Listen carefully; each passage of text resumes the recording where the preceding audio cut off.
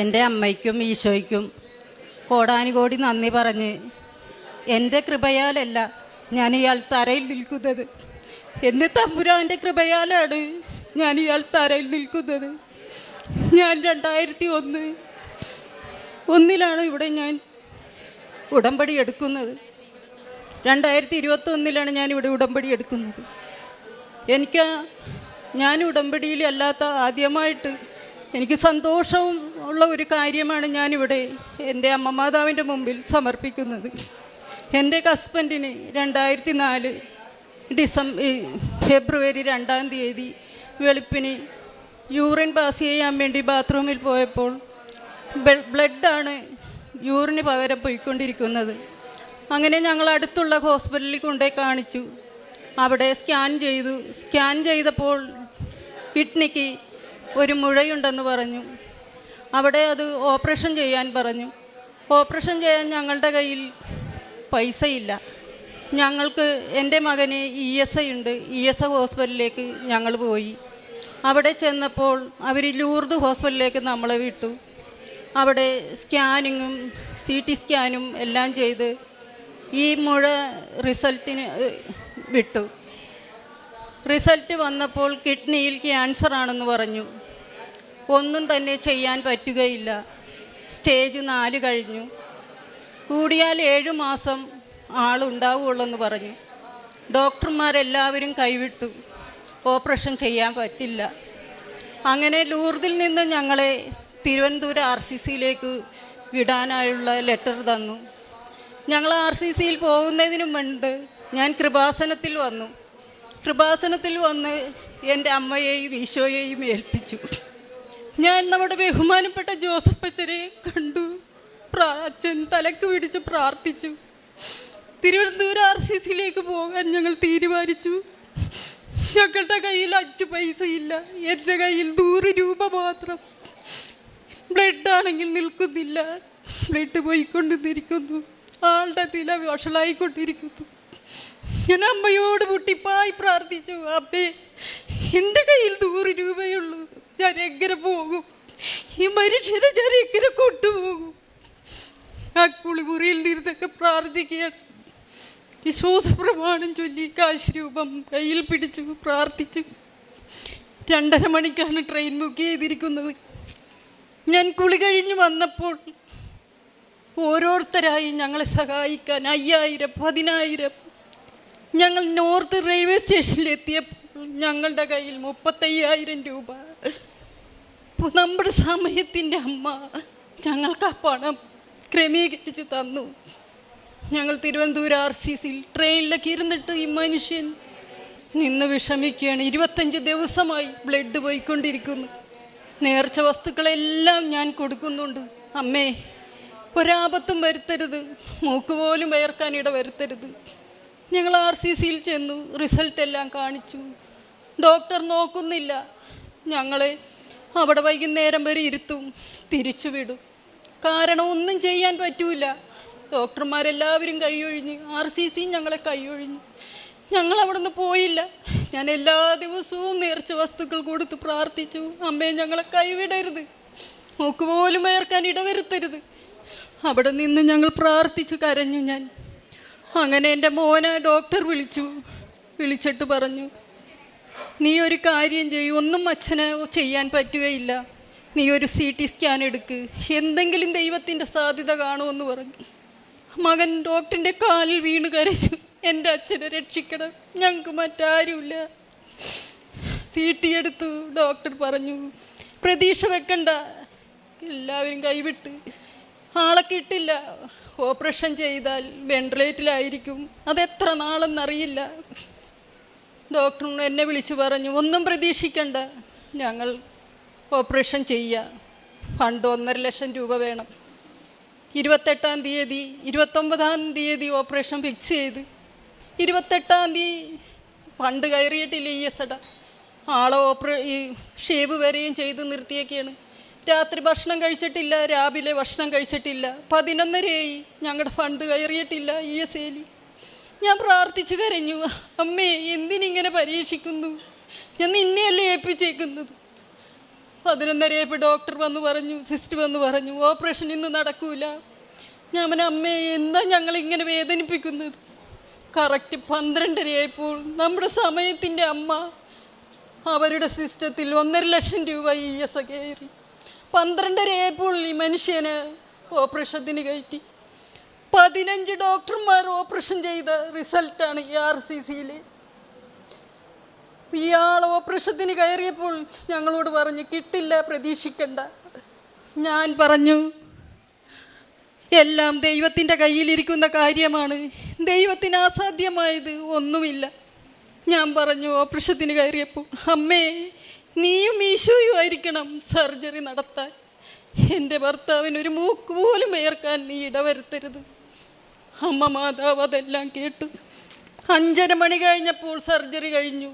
എന്നെ വിളിച്ചു, എൻ്റെ മകനെയും വിളിച്ചു പറഞ്ഞു സർജറി കഴിഞ്ഞ് സുഖമായിട്ടിരിക്കുന്നു. മകൻ പറഞ്ഞു അമ്മേ ഡോക്ടർ അങ്ങനെയല്ലേ പറയുള്ളൂ. ഇല്ല മോനെ, മാതാവുണ്ട് നമ്മുടെ കൂടെ, നീ ധൈര്യമായിട്ടിരിക്കി എന്ന് പറഞ്ഞു. 6 മണിയായപ്പോൾ ഞങ്ങളെ സിസ്റ്റർമാർ വിളിച്ചു, വിനോദിനെ കാണാം. ഇത്രയും സ്റ്റേജിലുള്ള ഒരു മനുഷ്യൻ കോമാവസ്ഥയിൽ, കിഡ്നി എടുത്തു മാറ്റി, രക്തക്കുഴലുകൾ എടുത്തു മാറ്റി, വയറിലുള്ള ക്യാൻസറുകൾ മൊത്തം ചിരണ്ടി മാറ്റി, ലെൻസിലേക്കുള്ളതൊന്നും ചെയ്യാൻ പറ്റില്ല. അത് ഈ ഓപ്പറേഷൻ കഴിഞ്ഞിട്ട് എന്താണെന്ന് വെച്ചാൽ ഞങ്ങൾ ചെയ്യാം, അവർക്കും പ്രതീക്ഷയില്ലല്ലോ. അങ്ങനെ ഞങ്ങളെ കാണിച്ചു.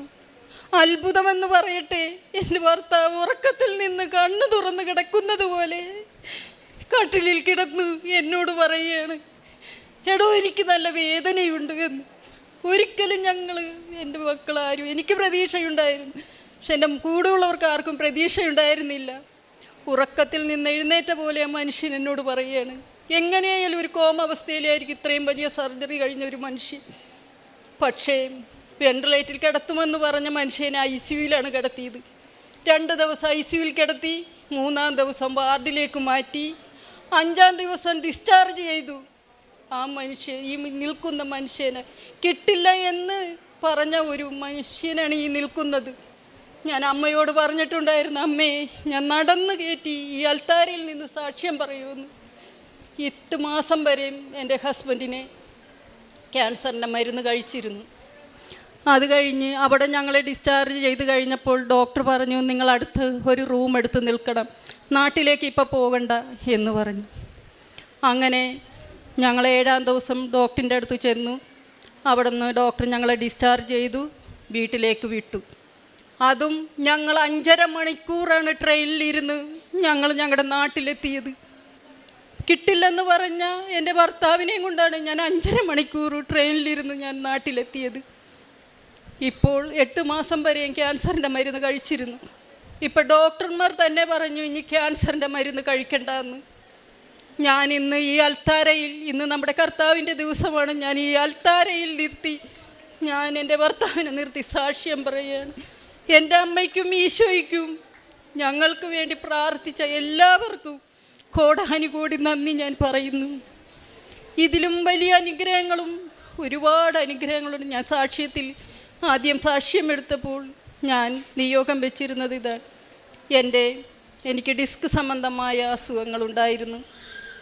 ആ ഉടമ്പടിയിലൂടെ ഞാൻ 1 വർഷം വരെ ഞാൻ അതിന് മരുന്ന് കഴിച്ചിരുന്നു. ഞാൻ ഇന്ന് ഈ നിമിഷം വരെ, ഈ അൾത്താരയിൽ നിൽക്കുന്ന നിമിഷം വരെ ഞാൻ ഡിസ്കിന് സംബന്ധമായ ഒരു വേദനകളോ മരുന്നുകളോ ഞാൻ കഴിച്ചിട്ടില്ല. എനിക്ക് ഷുഗറും പ്രഷറും ഞാൻ മരുന്നുകൾ കഴിച്ചിരുന്നു. ഉടമ്പടി എടുത്തിട്ട് ഇന്ന് വരെ ഞാൻ ഒരു ഷുഗർ ചെക്ക് ചെയ്താലും പ്രഷർ ചെക്ക് ചെയ്താലും എല്ലാം നോർമലാണ്. ഇന്ന് വരെ ഇതിന് രണ്ടിനും ഞാൻ മരുന്ന് കഴിച്ചിട്ടില്ല. 10 വർഷമായിട്ട് എനിക്കൊരു വീടില്ലായിരുന്നു, ഒരു ഷെഡ് വീടായിരുന്നു. ഞാൻ ഉടമ്പടിയിൽ വെച്ചിരുന്നു. എനിക്ക് അതിമനോഹരമായ ഒരു ഭവനം അമ്മ നൽകി അനുഗ്രഹിച്ചു. അതുപോലെ പറയാനും ഒരുപാട് അനുഗ്രഹങ്ങൾ.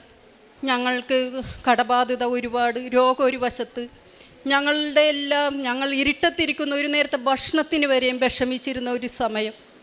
ഞങ്ങൾക്ക് നമ്മുടെ അമ്മ മാതാവിൻ്റെ തിരുമുമ്പിൽ നിന്ന് കണ്ടുമുട്ടിയ ഒരുപാട് സഹോദരിമാർ എന്നെ അകമഴിഞ്ഞ് സഹായിച്ചു. 2:30 മണി രാത്രി വരെ നിന്ന് ഞങ്ങൾക്ക് വേണ്ടി ഒരു നേരത്തെ ഭക്ഷണത്തിനും മരുന്നിനും വേണ്ടി ഞങ്ങൾക്ക് വേണ്ടി എല്ലാവരോടും ആ ചേച്ചി ഷെയർ ചെയ്തു. 100 രൂപ 50 രൂപ വെച്ച് ഞങ്ങൾക്ക് തരും. ഞങ്ങൾക്ക് ഞങ്ങളുടെ രോഗത്തിൽ നിന്ന് കിട്ടി. പക്ഷേ ഞങ്ങൾ കടബാധ്യതകൾ ഒരുപാടായി. വീട് പണി ഒരു വശത്ത്, പലിശക്കാർ ഒരു വശത്ത്, ലോൺ ഒരു വശത്ത്. പക്ഷേ ഇന്ന് ഞങ്ങൾക്ക് എല്ലാവർക്കും കുറേശ്ശെയായിട്ട് കൊടുത്തു തീർക്കാൻ ഞങ്ങൾക്ക് സാധ്യമാക്കിയ അമ്മ മാതാവ് തന്നു. ഞാൻ വിഷമിച്ചിരിക്കുമ്പോൾ ആ ചേച്ചി എന്നോട് ഫോൺ ചെയ്ത് ചോദിച്ചു, എന്താ നിൻ്റെ വിശേഷമൊന്നും അറിയുന്നില്ലല്ലോ. ഞാൻ കാര്യങ്ങൾ പറഞ്ഞു. എനിക്കൊരു 10,000 രൂപ ആ ചേച്ചി എനിക്ക് സഹായിച്ചു. അങ്ങനെ എന്നെ അറിയാവുന്ന ഒരുപാട് പേര് എന്നെ സഹായിച്ചു. ഇന്ന് ഞാൻ ഈ സാക്ഷ്യം പറയുന്നത് എൻ്റെ യോഗ്യതയാലല്ല, എൻ്റെ ഈശോയുടെയും അമ്മയുടെയും അനുഗ്രഹത്താലാണ്. ബഹുമാനപ്പെട്ട ജോസഫച്ചൻ പറയും, നമ്മൾ വിശ്വാസമല്ല വേണ്ടത്, വിശ്വസ്തതയാണ്. ഞാനിവിടെ ഉടമ്പടി ചെയ്തിട്ട് 5 പേരെ ഇവിടെ കൊണ്ടുവന്ന് ഉടമ്പടി ചെയ്യിപ്പിച്ചു. നേർച്ച വസ്തുക്കളെല്ലാം അർഹതപ്പെട്ടവർക്ക് ഞാൻ കൊടുക്കുന്നുണ്ട്. അനാഥാലയങ്ങളിൽ വസ്ത്രങ്ങൾ കൊടുക്കുന്നുണ്ട്. പത്രം മേടിച്ച് ഞാൻ എല്ലാ മാസവും കൊടുക്കും. എൻ്റെ ഹസ്ബൻഡ് RCCയിൽ ഇത്ര അവശതയിൽ കിടന്നപ്പോഴും ജോസഫച്ചൻ്റെ അടുത്ത് ഞാൻ കാണാൻ വന്നപ്പോൾ ഇവിടെ ഞാൻ പത്രം കൊണ്ടായിട്ടുണ്ടായിരുന്നു.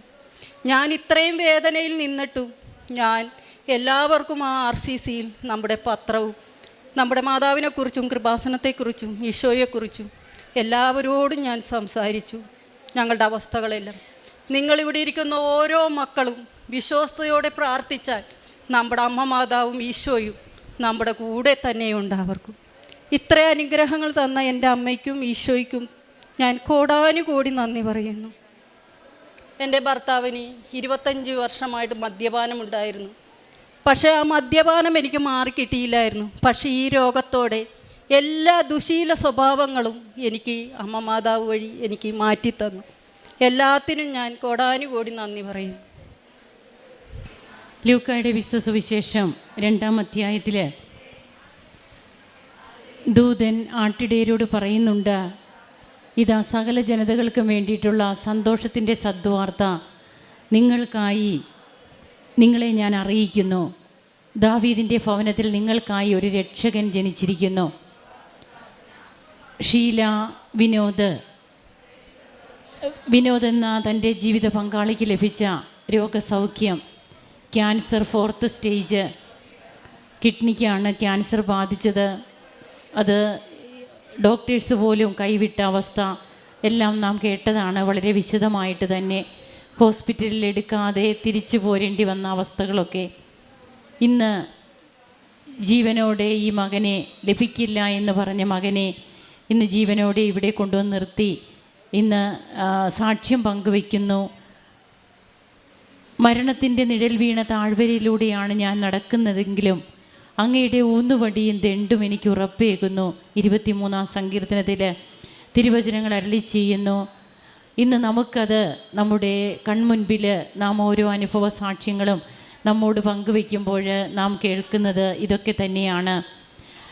തൻ്റെ ഹസ്ബൻഡിൻ്റെ രോഗാവസ്ഥയിൽ തങ്ങൾക്ക് എത്ര പൈസ തങ്ങളുടെ കയ്യിലുണ്ടായിരുന്നു, പിന്നീട് എങ്ങനെ തങ്ങളുടെ അക്കൗണ്ടിലേക്ക് പൈസ വന്നു ചേർന്നു, ഇതൊക്കെയാണ് നാം കേട്ടത്.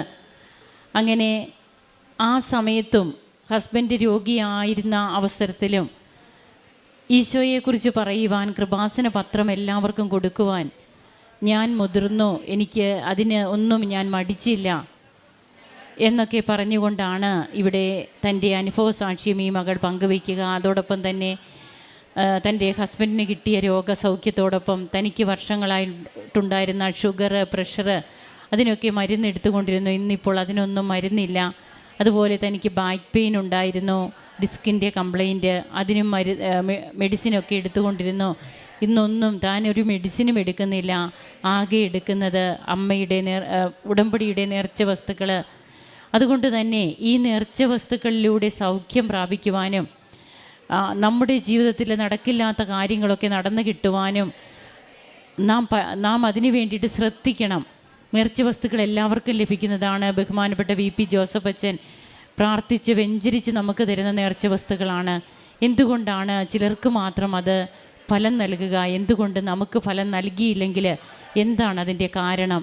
അത് നാം തന്നെയാണ് നമ്മോട് ചോദിക്കേണ്ടത്. അതിൻ്റെ ഉത്തരവും കണ്ടുപിടിച്ച് ദൈവത്തെ കൂടുതൽ സ്നേഹിക്കേണ്ട കടമ നമുക്കില്ലേ എന്ന് നാം തന്നെ നമ്മോട് ചോദിക്കണം. അങ്ങനെ വിശ്വസ്തമായ ജീവിതത്തിൻ്റെ ഉടമകളായിട്ട് ഈശോയെ മഹത്വപ്പെടുത്തുവാനായിട്ട് നമുക്കും കഴിയട്ടെ. കരങ്ങളടിച്ച് നമുക്ക് ദൈവത്തെ ആരാധിക്കാം. യേശുവെ നന്ദി, യേശുവെ സ്തുതി, യേശുവെ ആരാധന. അത്യപൂർവ ദൈവാനുഭവങ്ങൾ ഇനി നിങ്ങൾക്കും സ്വന്തം.